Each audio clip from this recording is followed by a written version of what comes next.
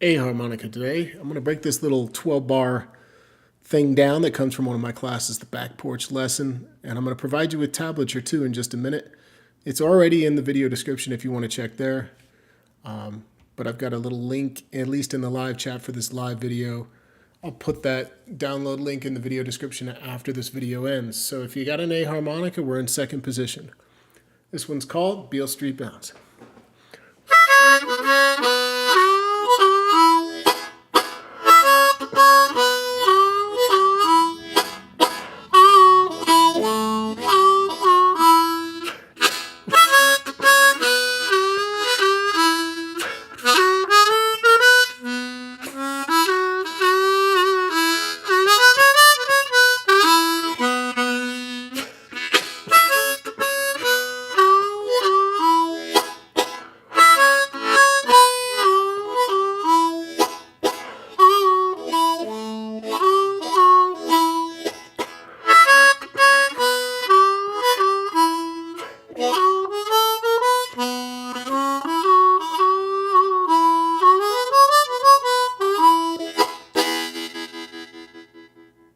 All right, welcome.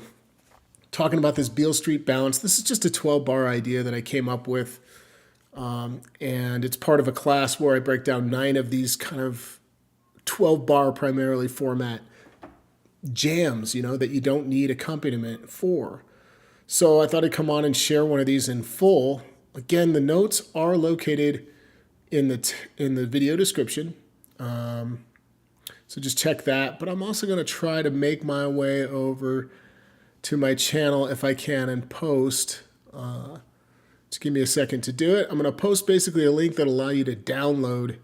Here we go. So check the live chat if you want. Post it there now. You can just download. What this is a single a document that's just the notes for what you're seeing in the video description. I'll pin that to the top. Okay. Good morning to everybody that's here. So I'm going to break this down for you. Before I do, I got a cool class to check out this Saturday. The work song. Going to cover Paul Butterfield and William Clark's version of this song on Saturday. One's in second position, that'd be Paul Butterfield. And third position, William Clark, who plays it on a chromatic. We'll break it down on a diatonic, but then we'll transfer it and we'll talk about strategy for playing chromatic on that. Get those big octaves coming out. And it's just a wonderful song, so I'll link the class information. It's on sale, by the way, through tomorrow, so if you want to join, grab your ticket. Let's talk about the actual little, whatever you want to call this little improvisation or jam, and let's play it together, okay? So if you look at the video description or go to the top of the chat right now, you'll see my link. Check that out. Here it goes. It goes like this. A harmonica. You'll see that it starts, and I'm just kind of looking at it with you through the video description right now. This is the old school tablature when I used to write B for blow and D for draw. Now I have a slightly different way of doing that, but you get the idea. These little 3 draw with 1 little apostrophe is a half step. If it has 2, it's a full step. Things like that. So here we go. Let's try to play it real slow. The first line is played twice.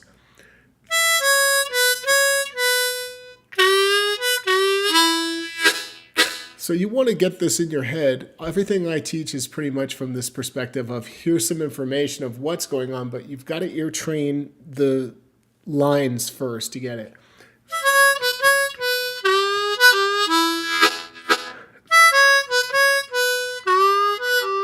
A little bit of a call and response type of line right there. And you'll see that that's repeated twice. And that basically covers all of the 1 chord portion, the first 4 measures of your 12-bar blues. So let's play it a couple more times.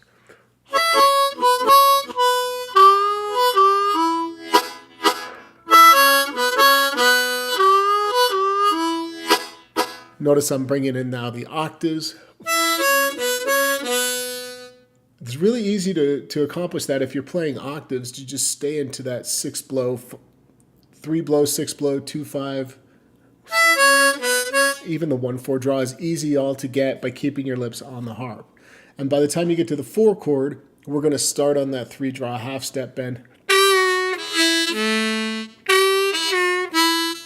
And I wrote play it twice with leaving the 1 blow off the second time. You can leave it if you want, but it just gives you a little space to set up for the next line.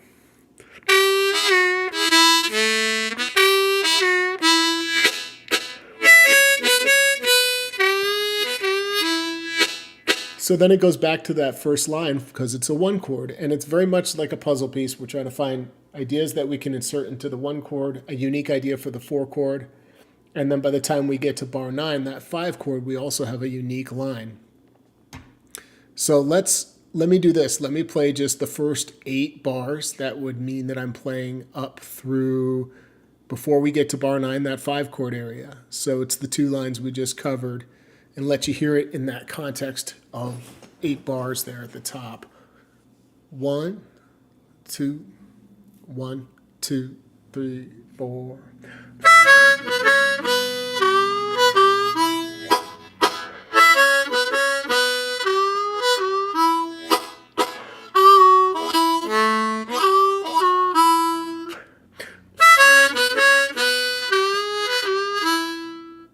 That leads us to bar 9. So bar 9 sounds like this. And I'm using a lot of this ta method, this tonguing method to separate the notes.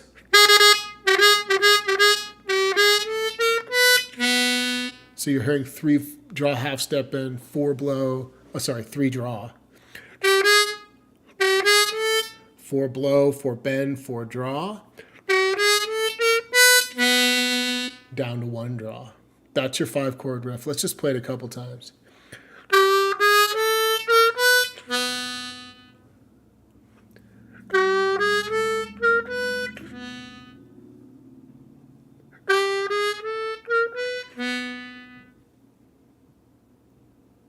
And then we've got bar 10, which starts on a 2 blow, just a quick little pickup note into 2 draw.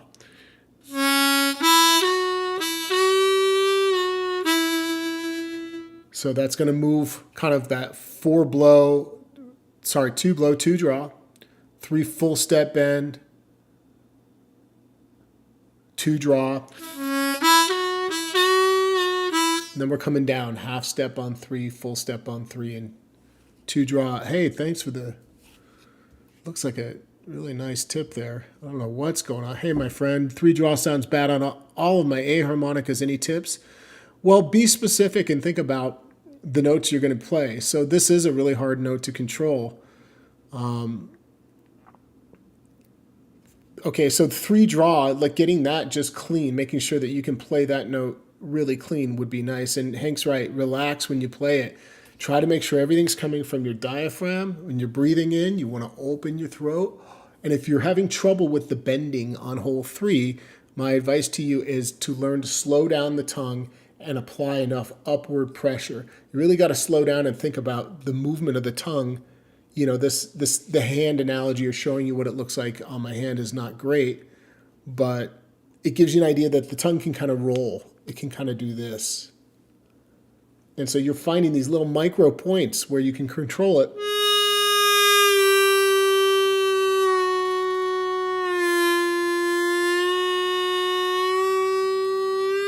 So maybe find your 1 single breath out and then slowly in, trying to slowly move the tongue.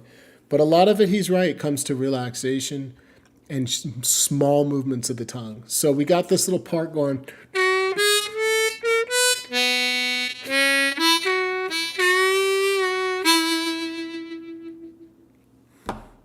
And we stopped that on bar 10. The turnaround's pretty cool.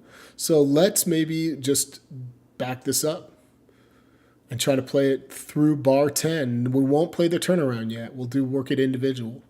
Okay? Okay, glad it's helping. Yeah, you have to, the name of the game is self-awareness. When you realize what you're doing that is not working, you can change it. But when we're not aware of what's really going on, you can't make those changes. So slow down the process. Play these lines, for example, very slow. It's going to be a count of 4. I'm going to give it a beat of rest so we can all come in together. It's going to go 1, 2, 3, 4. So we'll hit that 5th beat there. 5, and come in on beat 6. 1, 2, 3, 4.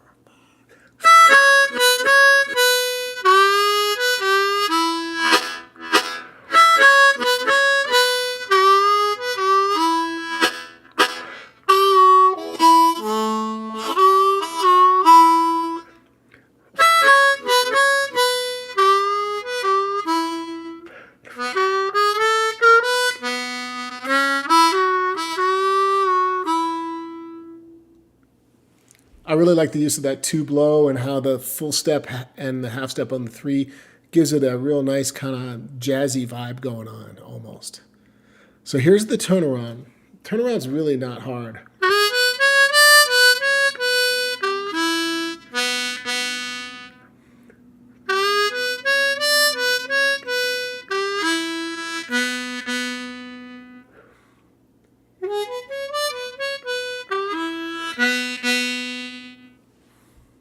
It says 3 half step. You can just approach it with a 3 draw. I do lift it from that half. So I like the half step, but you can just go. There's no problem with leaving it off because it's a quick note. All right, let me think about this. What else? What other little details we can add to this? Obviously, tongue blocking is going to fatten it up, and bringing in the octaves just kind of sweetens everything. We don't have to do that, but this idea of also articulating the chords. I'm saying yeah, yeah, and in a lot of this class, the back porch jam, we're using a lot of these chords in there to fill out the sound, or give it a little more. What's the word? Texture, and sort of brings the pieces together, the lines together, like especially when you speed it up.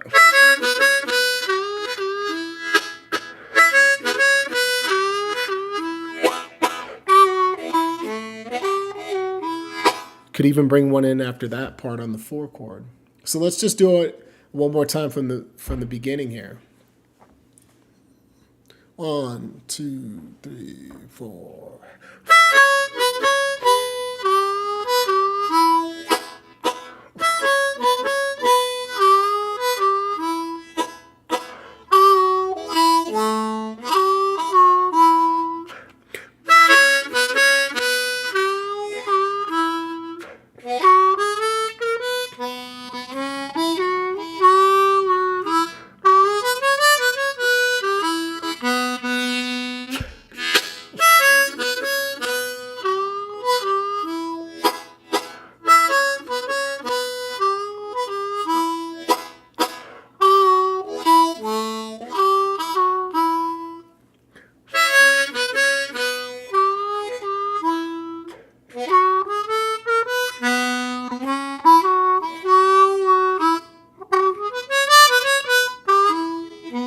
And on that turnaround, so instead of just always playing the turnaround, what I would do is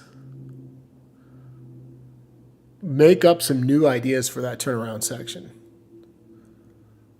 because it's wide open to sort of interpret it however you want. So that's what I would work on, is creating some new things in that bar 11 and 12. Yeah, don't draw too hard. Playing lightly will get you there. You got to be able to execute a bend as lightly as you can to really get some good tone going from it.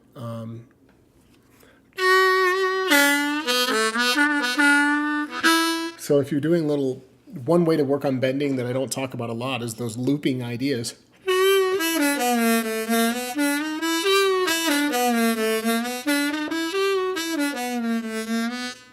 Because we can get really quiet, and the quieter you can play it, the more control you're demonstrating over these bends. Yeah, so that covers all the bends except for the 3 bent all the way down. That covers everything, that little exercise. Except for the 2 half step. Oh, I brought it in on the way up, so I did bring it on that bend.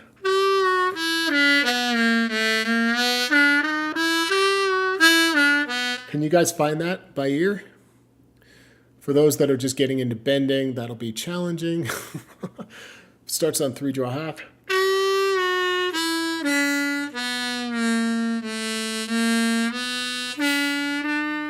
Somebody maybe can post that in the comments, and then I can come back later and put it in the comments once this video is posted. So this is the Beale Street Bounce. It's one of 9 things that are covered in this class. It's on sale. There's a little coupon in the description that you can get 10% off for the next few days or so. And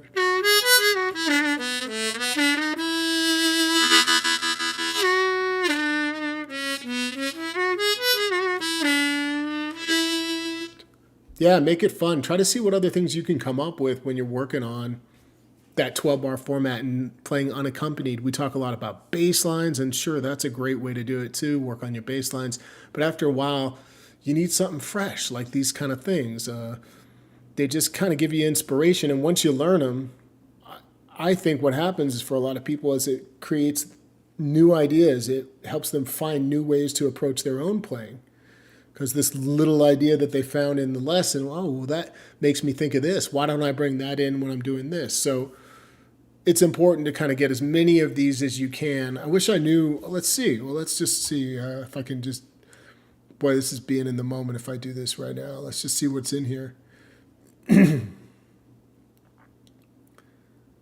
funky branch. I mean, I just made these up for the class. I just sat around and like, what else? What do I do when I'm just sitting around jamming and practicing?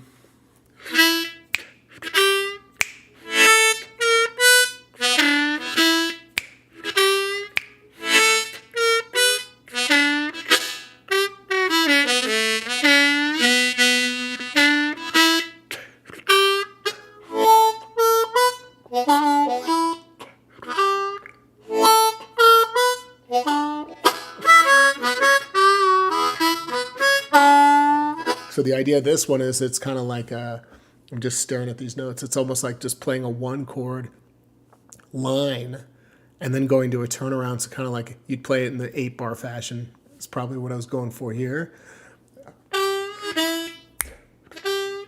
A lot of these I think are influenced by horn lines and some guitar lines that I've learned over the years. Oh yeah, here's this thing. Big Walter kind of comes from that song Blues in the Morning, except that one's on an E harmonica.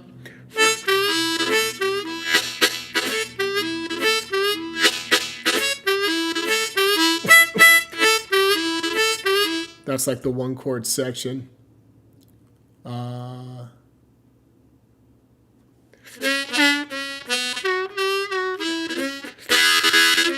That's another 8-bar jam, yeah, because it goes to like a 5-4-1 kind of thing towards the end after that one chord. And those are important. I think it's cool to practice some 8-bar ideas, take some of those classic songs and learn some of that. We've covered a little bit of those on this channel before. Let's see what else is going on. Again, thanks for tuning in today. Hope some of you can make it to the class. The work song class is coming up Saturday.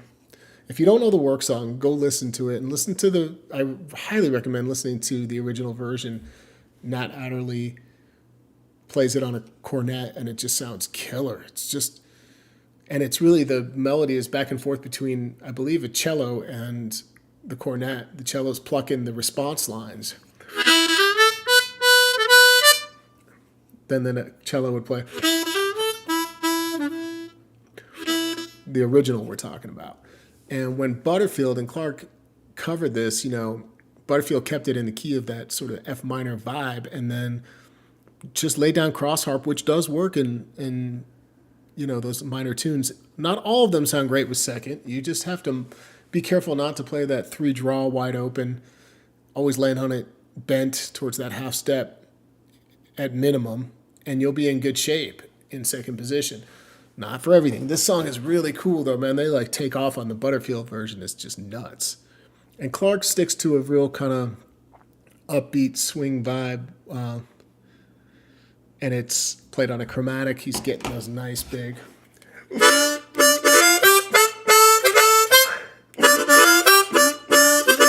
And it just sounds great because you don't have to move your positioning once you get those octaves. We're going to talk about technique for those that do want to learn it on a chromatic.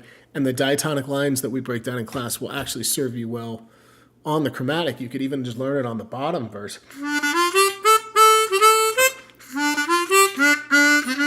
And then figure out where those bends correlate to either draw notes or button notes. But it's not too hard to figure it out. I think what's so great about the song is that it's welcoming for beginners. You don't have to be an intermediate or advanced player to work this. Most of these notes are not bends, and the ones that are pretty important, but you can work on that slowly. But you can play a lot of this without that. So that's what's going on today. Let's see who else is hanging out with me here. Thanks for being here. Yeah. It's actually written by Nat Adderley, not Cannonball.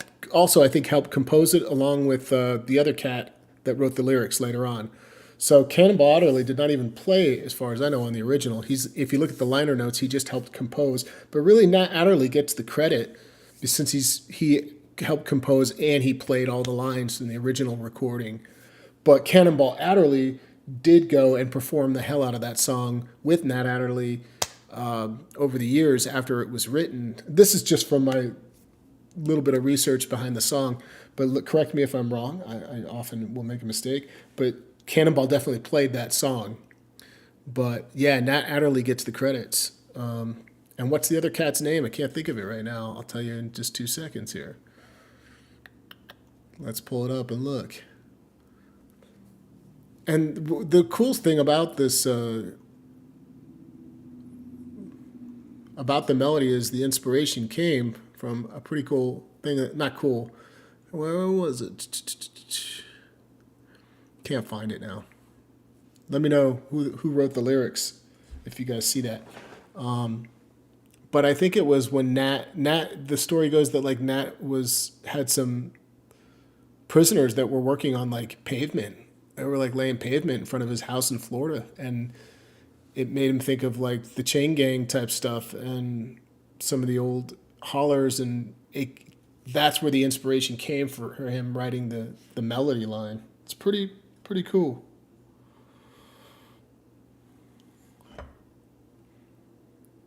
What is that? Yeah, the full album. Listen to the whole album for sure. It's so good. I really love everything about that tune though. And I really love hearing the differences. Last thing I'll leave you with today is like the differences in those songs. Like Nat lays it out right on the cornet, well, really cornet cello. So the original song lays out the melody as is, right? And then Butterfield modifies a handful of the lines and puts these little butterisms on it, which is going to be cool to talk about in class and how he modified it, and then try experimenting with some of the original and some of his. That's something I want to do in class.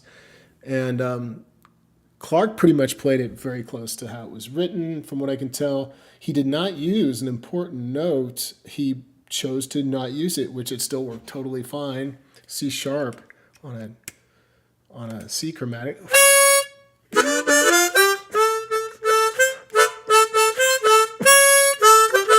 Clark doesn't use that move. He decides to just land on the C, and it works just fine. So there's variations. It's cool to study the variations, because then when you work it into your repertoire, you create your own. Like right now, I'm developing a little hybrid approach that's influenced primarily, honestly, from the original, but a little bit of what Paul's doing and a little bit of what Clark does on some of the lines. So that's the deal. Thanks for tuning in for the Beale Street Bounce. If you want more info on that, check the video description. I'll put the work song class link in the video description in just a minute after this video ends. And don't forget, the sale ends Wednesday at midnight. So if you want to get it on the sale price, do that.